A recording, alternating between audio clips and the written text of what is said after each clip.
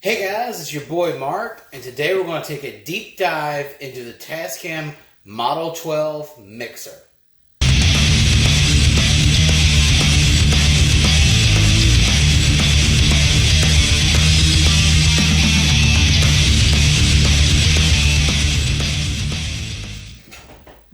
Alright, so I introduced this piece of gear in my Studio Tour 2022 video that I released at the beginning of the month. If you haven't checked that out, I'm going to be posting a card somewhere around here for you guys to take a look at it. It's a super cool video, and you guys can see, most of the new gear that I've gotten in here.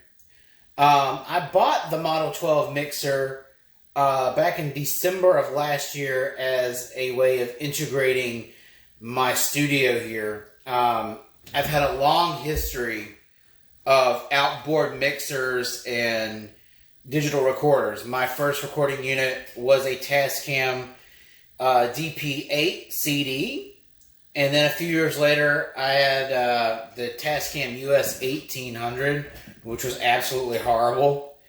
And I also had the last Tascam unit I had before this one was the DP24, and that was an amazing machine.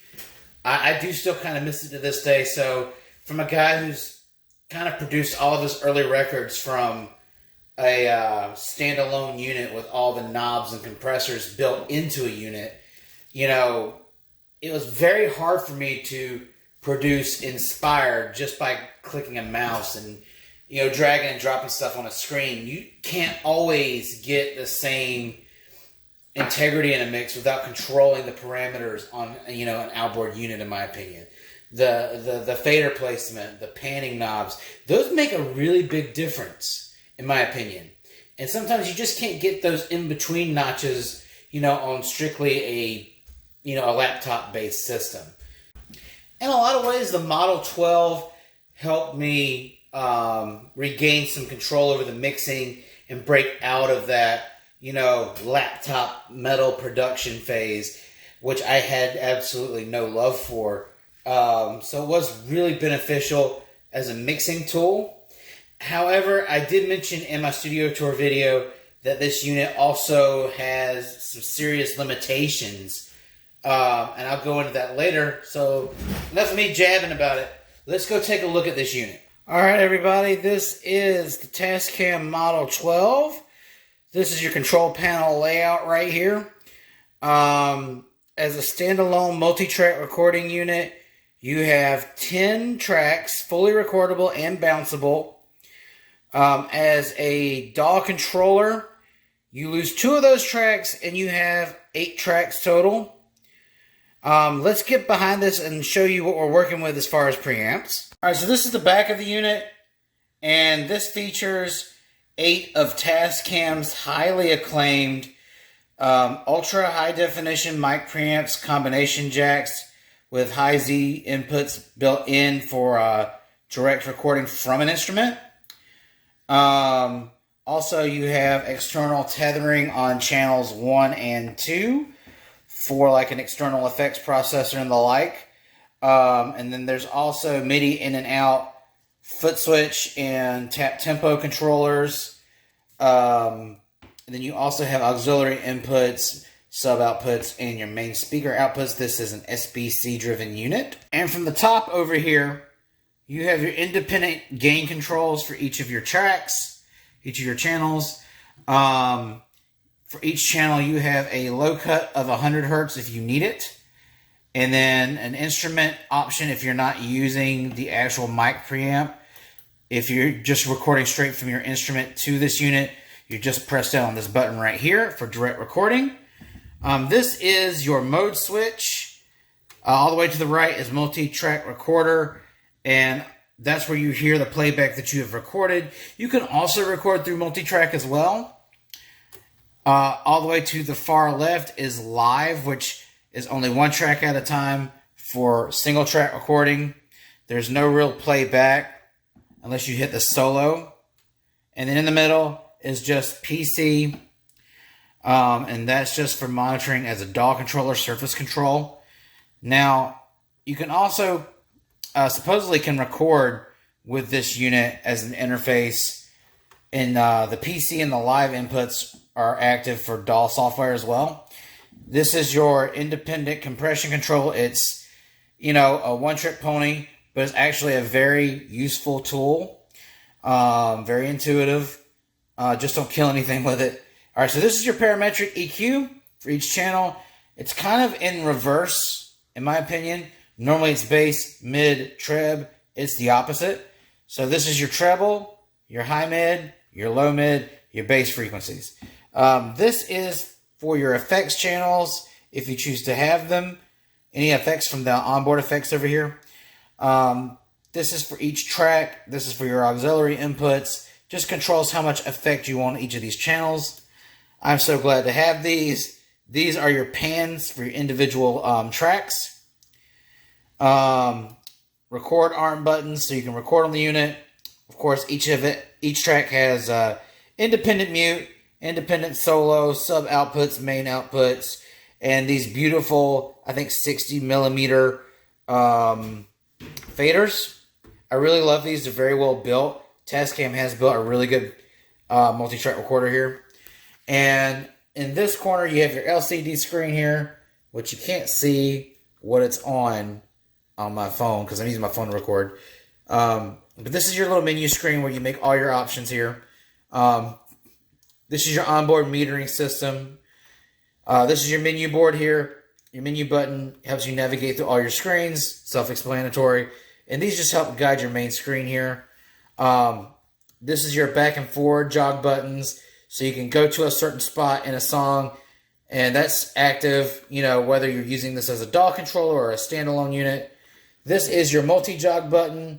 This can also do rewind, fast forward to a certain part of your mix. It's also a controller for your menu. Select certain options. This is your auxiliary effects channel right here. And this just controls the amount of effect that's going into your individual tracks here. Post fader. So yeah, that's a lot of words. Basically, this is your master control for the effects on each of these channels that you have. And below this is basically for your headphones here. This is just your input that you get from your headphones on your main channel. This is your multi-effects here. I will say Tascam has done a great job with their effects. This is your saturation of effects. This is where you select your effects, self-explanatory. Sub-output, master output. All right, so as I previously mentioned, there's two different ways that you can use this unit. One is as a DAW controller for your software, which is how I used it during the recording of Metal Never Dies. It's an external device. Or you could use it as a standalone multi-track recorder and do all your production. You can very well do your own production with this thing. I will tell you, though, if you're looking for a CD quality audio sound, you will need software to do that. But this was also made in mind for the new wave of musicians and producers that want to move away from the laptop, away from the computers, and go back to a hardware-based system. But I will say, with the features Tascam has loaded on here, the standalone unit itself is very powerful. But just for those of you that are interested in getting a unit like this, if you want something that's going to sound like what you hear on a CD, you're going to need those, quality plugins. You're going to need to use some sort of DAW. But again, if you're looking to get some demos or just a good, independent, good sounding first record, not trying to achieve absolute perfection, this is also great too. Alright, so I pulled up a session in Studio One, and this is Army of Rock from Metal Never Dies. Look at all my glorious workflow here. So here's what I'm going to do. I'm going to pull up the mix screen so you can see all my tracks. And I want to show you how this helped me a lot in the recording of Metal Never Dies.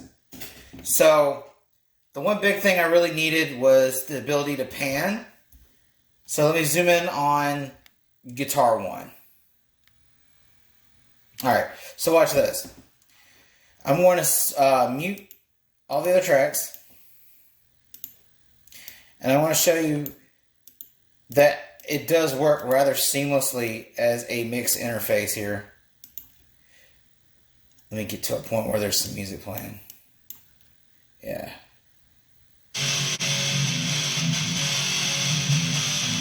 I'm moving the fader now.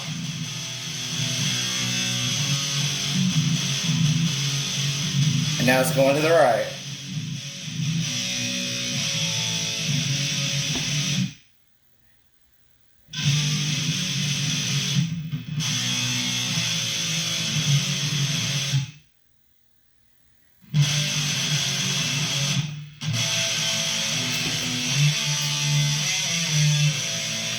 And the stop button that's on board on the recording part of this Tascam Model 12 can, you know, transport you to any part of the song. So that's how the pans work, and it works, you know, pretty seamlessly on each channel. I'm not using the mouse for any of this. So get that back center. And the good thing is there's a little bit of a click when you hit center if you need something pan dead center. And just to show you about the faders,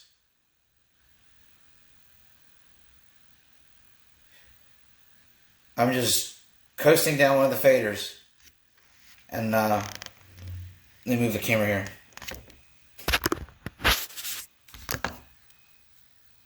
Literally just coasting on a fader. And another thing that having, you know, hardware faders and pan knobs is good for is doing track automation when producing, you know, a song. Because, you know, there's parts of a song that have dynamics. You know, you need a certain instrument to be a little bit louder, you know, for a shorter period of time. Or maybe you need to calm down some drums or some bass to make other elements, you know, of a mix to shine through. That's a luxury I really didn't have when, you know, doing Inspired, because it's right hard to do, dragging and dropping everything with a mouse. One of the things that I like to do best, you know, and I did it with pretty much each song on Metal Never Dies, is, you know, write automation during guitar solos instead of, you know, writing up that guitar solo fader super high and then have everything mud out in your center field of frequency. You know, I can kind of calm down that bass in some of those guitars, so that way I don't have to ride the guitar solo fader so high, so you can get a clearer, more even sound, and you can kind of hear everything a little bit better. This is another song from Metal Never Dies called Am I Insane? And this is the part leading up to the guitar solo, and then you have a little bit of the guitar solo coming in. And what I did was I set, you know, the main levels for the tracks on the fader.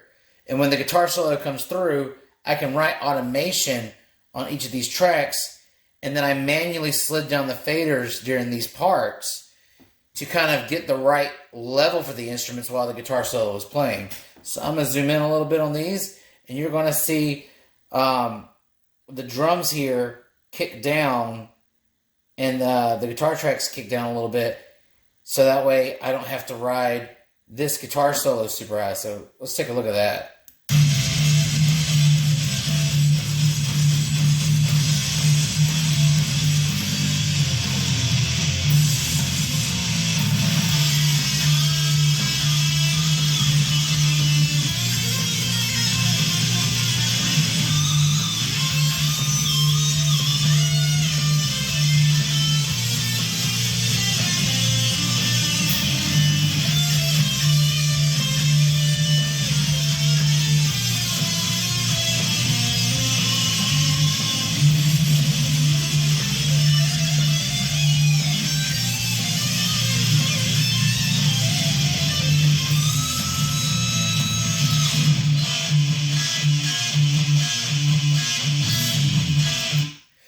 So, I don't know if you saw, but when the guitar solo comes in, you'll start to see these faders just kind of go down slightly.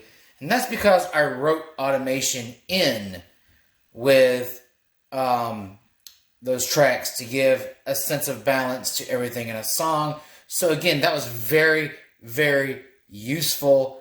And Tascam did a really good thing by updating that firmware. So that way, the integration into Studio One wasn't quite so clunky and you had a more streamlined workflow. So overall, as a DAW controller, I would say it was a very big help to me, but this is also where I'm going to turn it around and dish out on it a little bit. All these wonderful features you see on the control panel here, the compressors, the multi-band EQ, the effects knobs, all this good stuff that I purchased this unit for is not compatible with Studio One software. So there were times when I needed to, come down on some bass from a guitar solo because, sometimes delay pedals will add a shadow, as I call it, some unwanted bass resonance. And I could have used a low cut at times, not something drastic, but something to cut off some of that shadow from that delay pedal I was using to kind of get some more of the meat of the guitar solo to come through. And I can't use any of this. Now, normally I come in flat and I record flat on all of my instruments, as you should. But on instances where you're getting some unwanted tone from like a pedal or something, you can use these, to scroll back some of that, unwanted, sound and some of that unwanted frequency. But you can't use any of these, even with the new firmware. So all of this is useless. The single band compression is useless, which that's fine because I use plugins anyways, but for something like this to help correct some, imperfections in tone while you're recording is very useful. And I couldn't use this. And another thing, Tascam, I would really love for you to fix this. I cannot use this as an audio interface as it was described. I've even done as much as unpairing my Studio 1810C interface and tried to make this the sole interface to record on. And the only thing that my Studio One will register as an audio interface, a primary interface, is the 1810C. It does not recognize this as anything other than an external device, a control surface, if you would. So I spent pretty much $620 after tax on a unit that I can't use really 80% of. When it comes down to it, this is all I can use in a mixed circumstance. And that to me is not worth $600. And yeah, so that's where I kind of have issue with this. And this is why I said in my studio tour video, I don't see this staying. I've updated the firmware. I have tried every trick in the book to make this an audio interface for Studio One. And it just doesn't work. By and large, it just does not work for Studio One. Now, I'm very happy with, the faders, the pans, the control surface here to help navigate to certain points in a song. All that's, seamless. The master fader for Studio One here was seamless. But the lack of control that I experience here, which is something that I've been needing back, to rely less, on the mouse and to have, a more more clean tone, I just can't get out of this using it with a DAW software. And I'm, 100% a studio musician. There's not going to be a time really that I'm going to be taking this anywhere outside of here. So using it as a standalone recording unit really isn't something that I'm going to be doing too much. So for a guy like me that's, just trying to expand his home studio and have an integrated system, this was kind of a bust. So this is where I largely disagree with Tascam on this. I would hope in the near future that they would, soon update the firmware again to where we can have more control with a unit like this. Because this would have been a really perfect unit if I had, 100% control. Or at least 90% control. I don't need the effects channel on this because, again, I have great plugins through Studio One and Brainworks. I don't need compression. Fine. But I would love to have an option to record, like my bass tracks through here and, get some, cleaner tones out of this. Or if I need to boost or cut something out of a guitar solo because of some unnecessary tone, I would love to have that. But I don't have that. So Studio One users, if you're looking to use this as an interface, I would highly recommend against it. The best it can do, in my opinion, from my experience, is as a control surface for mixing and mastering. And for that, you can get a PreSonus Fader Port 8 for $400. Sometimes cheaper used. Again, it's no disrespect to Tascam, but it is not as seamless as is advertised. Even the sales engineer that I spoke to at Sam Ash, praised this thing beyond all belief, and it was not, honestly, I'm very upset about it. It was not as compatible as I wanted it. Alright guys, this is the end of part 1 of my gear review on the Tascam Model 12 mixer. Today we're just going over it as a DAW interface / DAW controller, control surface, which I used with Studio One.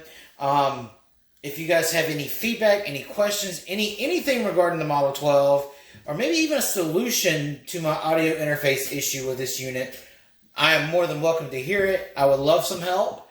The part 2 to this will be on the standalone multi-track recorder and mixer. Functions on this, including all the great effects and everything that it has built in. There's just so much to cover in this unit. It's just going to be too much to put in one video. So part 2 will come out later this week. I hope you enjoyed it. Keep rocking, and I'll see you again soon. Bye-bye.